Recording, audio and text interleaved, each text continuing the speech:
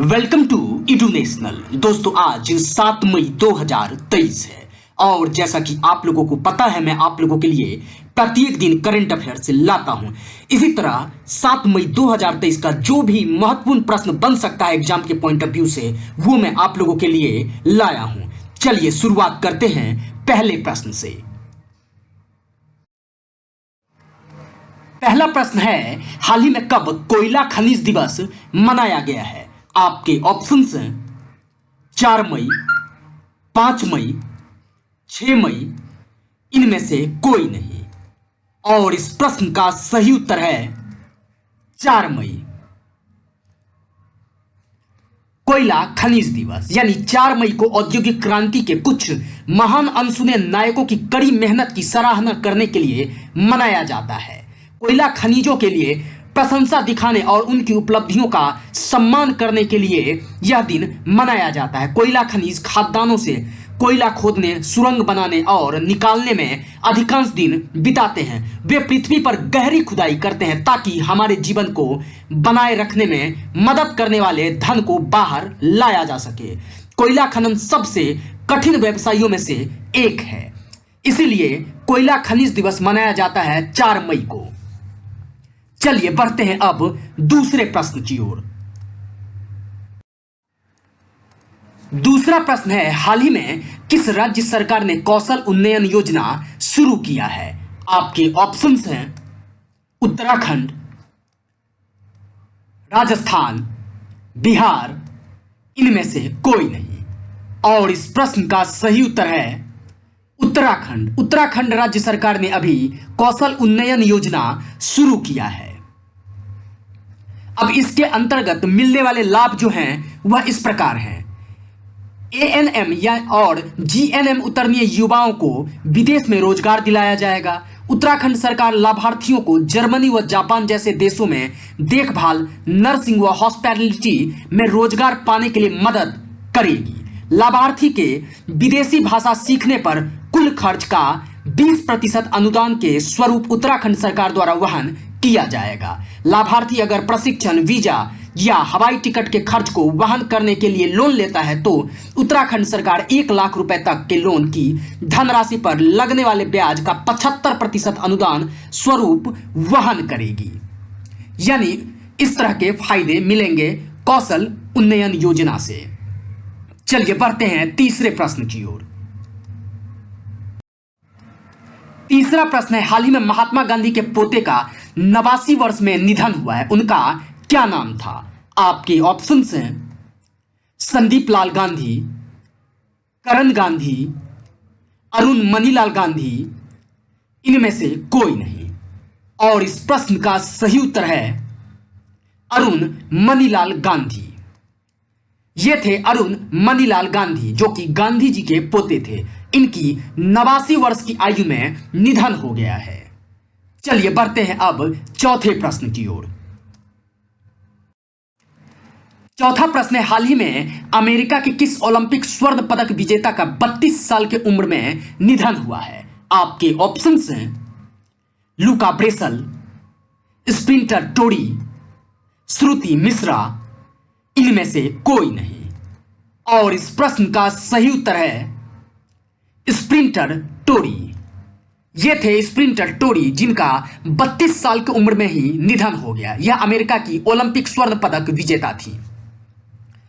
चलिए अब बढ़ते हैं पांचवें प्रश्न की ओर।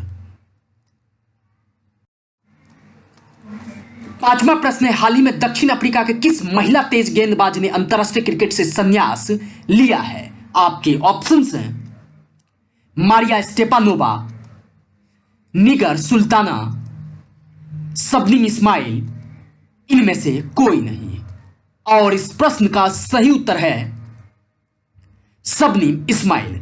सबनीम इस्माइल ने अभी दक्षिण अफ्रीका के यह महिला क्रिकेटर गेंदबाज हैं जिन्होंने अंतरराष्ट्रीय क्रिकेट से संन्यास लिया है। ये हैं सबनीम इस्माइल। चलिए बढ़ते हैं अब छठे प्रश्न की ओर।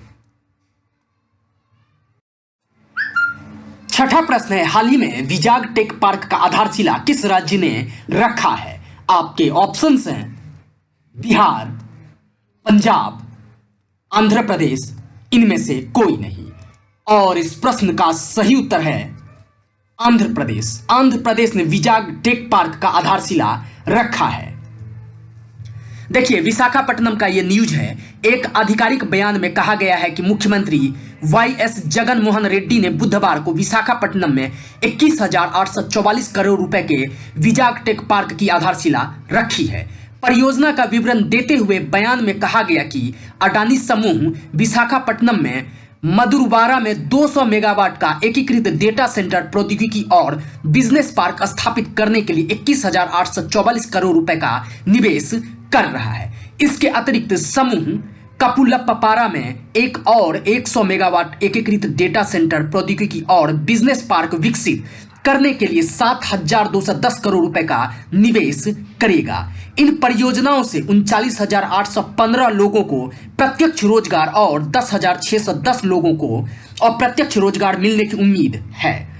उद्योगपति गौतम अडानी द्वारा विशाखापट्टनम में एक हाइपर स्केल डेटा सेंटर की स्थापना से डेटा की गति और इंटरनेट बैंडविड्थ की काफी वृद्धि होगी, जिससे विकास के लिए एक सकारात्मक वातावरण तैयार होगा। आईटी और आईटी से संबंधित सेवाएं बड़े पैमाने पर उच्च तकनीकी वाली नौकरियां सृजित कर रही हैं और सेवा लागत कम कर रही हैं। बयान में आगे यह भी कहा गया है कि कौशल विश्वविद्यालय और कौशल केंद्र डेटा सेंटर के संबंध में स्थापित किए जाने से युवाओं में कौशल विकास को बढ़ावा मिलेगा और बिजनेस पार्क मनोरंजन केंद्रों के माध्यम से कर्मचारियों की जीवन शैली में सुधार करेगा।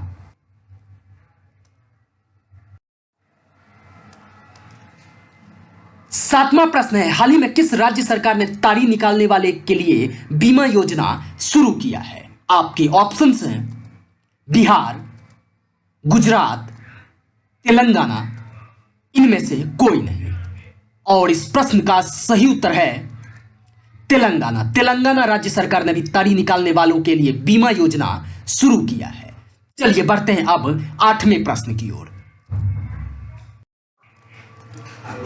8वां प्रश्न है, हाल ही में बंगाल की खाड़ी में उठने वाले चक्रवात तूफान साइक्लोन मोचा का किस देश द्वारा नाम दिया गया है? आपके ऑप्शंस हैं अमेरिका, यमन, पाकिस्तान, इनमें से कोई नहीं। और इस प्रश्न का सही उत्तर है यमन। यमन द्वारा अभी बंगाल की खाड़ी में उठने वाले चक्रवात तूफान का नाम साइक्लोन मोचा दिया गया है। देखिए, भारतीय मौसम विज्ञान यानी आईएमडी ने संभावना जताई है कि बंगाल की खाड़ी के दक्षिण पूर्व में चक्रवाती प्रसार के असर से आने वाले दिनों में एक चक्रवाती तूफान में तेज होने की संभावना है। इसके असर से अंडमान और निकोबार द्वीप समूह में 8 मई से 12 मई तक भारी वर्षा होगी। चलिए बढ़ते हैं अब 9वें प्रश्न की ओर। 9वां प्रश्न है, हाल ही में वर्ल्ड बैंक ने कौन सी एक नई परियोजना शुरू की है? आपके ऑप्शंस हैं business ready, business red, business green, इनमें से कोई नहीं। और इस प्रश्न का सही उत्तर है बिजनेस रेडी। वर्ल्ड बैंक ने अभी बिजनेस रेडी परियोजना शुरू किया है। देखिए, बिजनेस रेडी परियोजना से क्या फायदा होगा वो मैं आपको बता रहा हूं। नया प्रोजेक्ट हर देश में आर्थिक माहौल को सरल करने में मदद करेगा, हर अर्थव्यवस्था के व्यापार करने में आसानी और अनुमान लगाएगा, रैंकिंग सुधार में क्षेत्रों की पहचान करेगा, पॉलिसी मेकर्स और पॉलिसी होल्डर्स को अपनी संतुष्टियां भी देगा। इस प्रोजेक्ट को वर्ल्ड बैंक समूह के अंदर और बाहर के प्रोफेशनल्स की एक टीम मिलकर डेवलप करेगी। इसमें सरकारों के साथ ही सभी भागीदारों के इनपुट शामिल किए जाएंगे। प्रोजेक्ट बिजनेस से जुड़े 10 बिंदुओं पर काम करने वाले हैं, जिससे कि सभी जरूरी विषय पर कवर किया जा सके। यह परियोजना इंडेक्स एंड स्कोरिंग में एक विस्तृत फॉर्मूले के साथ काम करेगा और इसके लिए एक हैंडबुक भी विश्व बैंक की टीम ने तैयार किया है। किसी भी देश का आकलन करते समय डेटा सुरक्षा के सभी मानकों का ध्यान रखने की प्रतिबद्धता जताई गई है। इसके लिए समुचित निर्देश हैंडबुक में दर्ज है। सभी स्टेक होल्डर्स को इसका ध्यान रखना होगा। विभिन्न माध्यमों से इकट्ठा की गई सूचनाएं बिजनेस रेडी प्रोजेक्ट की वेबसाइट पर उपलब्ध होगी। चलिए बढ़ते हैं अब आज के अंतिम यानी 10वें प्रश्न की ओर। 10वां प्रश्न है, हाल ही में भारत में किस कंपनी को टेलीकॉम लाइसेंस मिल गया है? आपके ऑप्शंस हैं एप्पल, टेस्ला, जूम, इनमें से कोई नहीं। और इस प्रश्न का सही उत्तर है जूम। जूम कंपनी को अभी, जूम टेलीकॉम कंपनी को अभी लाइसेंस भारत में मिल चुका है। भारत के 3 बड़े टेलीकॉम ऑपरेटर हैं, विशेषकर टेलीकॉम इंडस्ट्री में जियो का दबदबा है, लेकिन अब तीनों कंपनियों को टफ कंपटीशन देने के लिए मैदान में जूम उतर चुका है। दरअसल web conference company zoom video communication को पेन इंडिया टेलीकॉम लाइसेंस मिल चुका है और अब कंपनी इंटरप्राइजेस कस्टमर्स को टेलीफोन सेवा प्रदान करेगी। यूएस बेस्ड ये कंपनी लोगों को पहले से ही ऐप और वेब पर वीडियो और वॉइस कॉल की सेवा प्रदान करती है। अब कंपनी को डिपार्टमेंट और टेलीकम्युनिकेशन की तरफ से टेलीकॉम सुविधाओं के लिए भी लाइसेंस मिल चुका है, जिसमें नेशनल लॉन्ग डिस्टेंस और इंटरनेशनल लॉन्ग डिस्टेंस कॉल शामिल है। इस लाइसेंस की मदद से कंपनी अपनी cloud based private branch exchange सेवा जूम फोन को एमएनसी और भारत में संचालित व्यवसायों को प्रदान करेगी। फिलहाल कंपनी 47 अलग अलग देशों में ये सर्विस ऑफर करती है, जिसमें ग्राहकों को फोन नंबर और अलग अलग टैरिफ प्लान्स मिलते हैं। जूम कंपनी का कहना है कि जूम फोन की मदद से कंपनी अपने कर्मचारियों के साथ बेहतर तरीके से काम कर सकती है और इससे ग्राहकों का एक्सपीरियंस भी बढ़ेगा। बता दें कि प्राइवेट ब्रांच एक्सचेंज एक लोकल टेलीफोन एक्सचेंज के रूप में काम करता है, कंपनियों को कॉन्फ्रेंस कॉल्स को मैनेज करने में मदद करता है। तो दोस्तों, आशा कर रहा हूं कि आप लोगों को यह करंट अफेयर्स बेहद ही पसंद आया होगा। अगर पसंद आ रहा है तो इस चैनल को लाइक, शेयर और सब्सक्राइब जरूर करें। धन्यवाद मित्रों।